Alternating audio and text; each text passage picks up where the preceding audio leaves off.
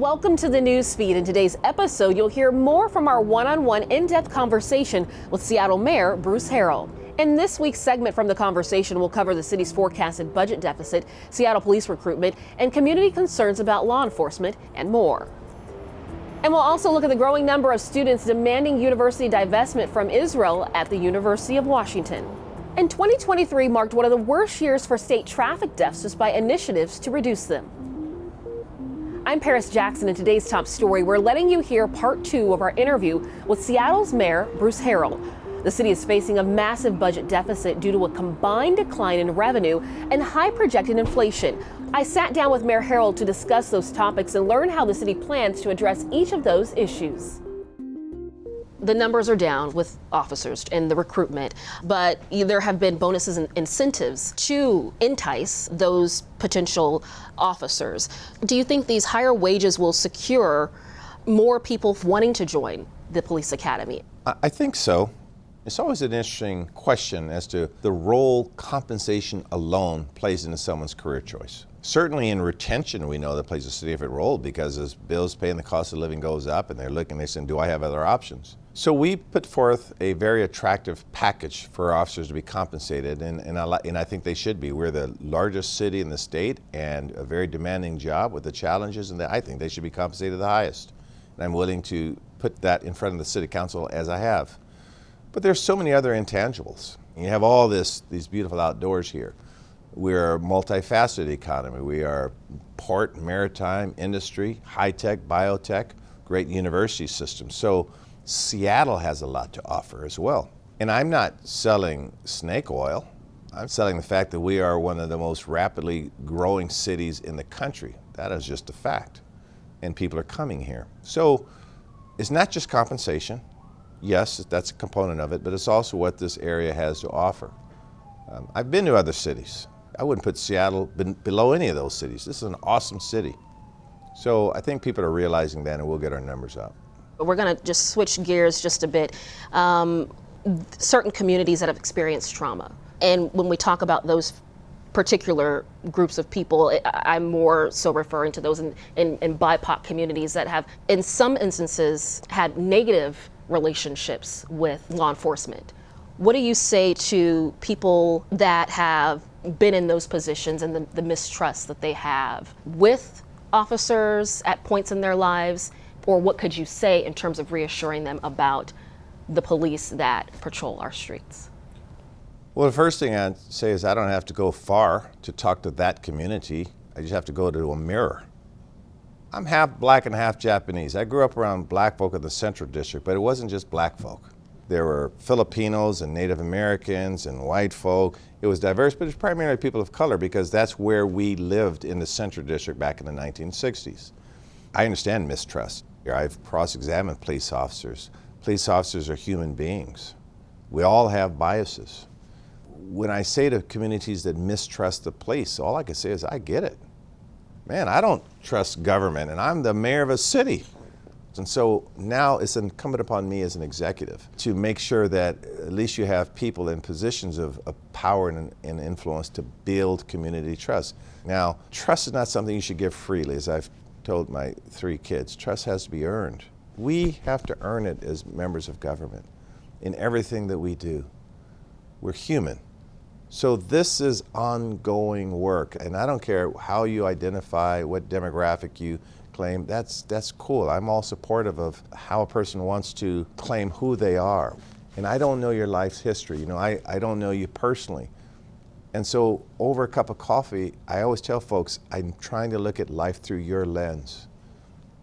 I know my lens. I know my experiences.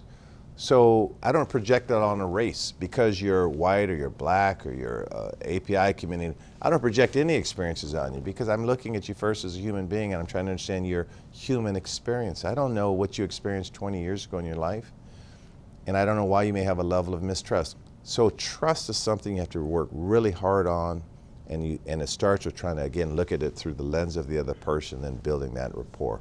And that's ongoing work every single day. Next year, the city will face a nearly $250 million budget deficit. What measures are you considering to close those shortfalls? Well, I tell everyone it's my problem, not yours. and I'm pretty darn good at budgeting, whether it's zero-based budgeting or marketing or market or target-based budgeting. I don't want to prematurely talk about what we're doing to address it, but it will be addressed. I've asked each department head, what a certain percentage looks like. If you had to cut it down 15%, if you had to cut it down 8%, I put a hiring freeze on jobs. We're looking at where there's duplications in departments. My goal is to not reduce in any way essential services of the city. Safety is an example, or even our housing strategies. And so we'll present a balanced budget. We work sometimes 8 p.m., 9 p.m. at night right now, way before the budget process, figuring this out. So we have a plan.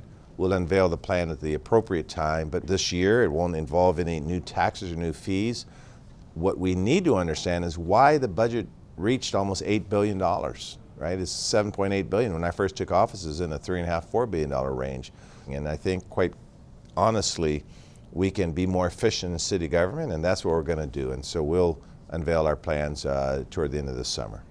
Mayor, before I let you go, in your State of the City address, you alluded to a major development that could take place here in the city.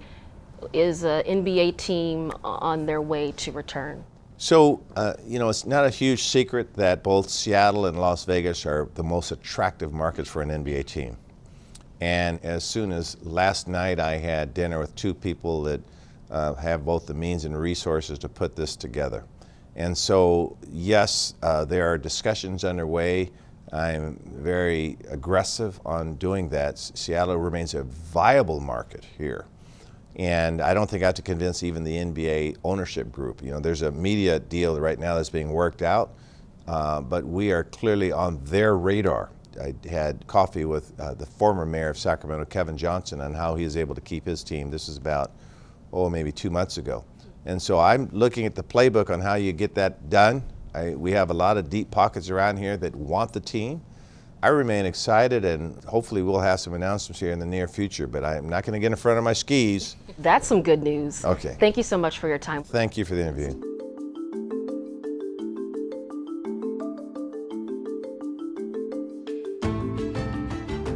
More University of Washington student demonstrators have joined the solidarity movement for Gaza, like other college campuses across the country, echoing demands for university divestment from Israel. A wave of pro-Palestinian student groups are growing across college campuses nationwide, some sparking arrests by police and offshoots of violence. Two University of Washington student encampments have grown in size in recent weeks. The protest zone in solidarity with Gaza on the University of Washington campus is organized by student groups, Progressive Student Union, and the United Front. One student member of the United Front says the groups are sharing the space to fight for the same cause, which is to stand in solidarity with Palestinians. The groups are calling for the university to divest from Israel, cut its ties with Boeing, and end the repression of pro-Palestinian students, staff, and faculty. Meanwhile, similar student movements have resulted in more than 2,000 arrests nationwide and have put university administrations under intense scrutiny. United Front members say they are working to deliver their demands to UW's Board of Regents in the coming weeks and plan to remain on the quad until their demands are met.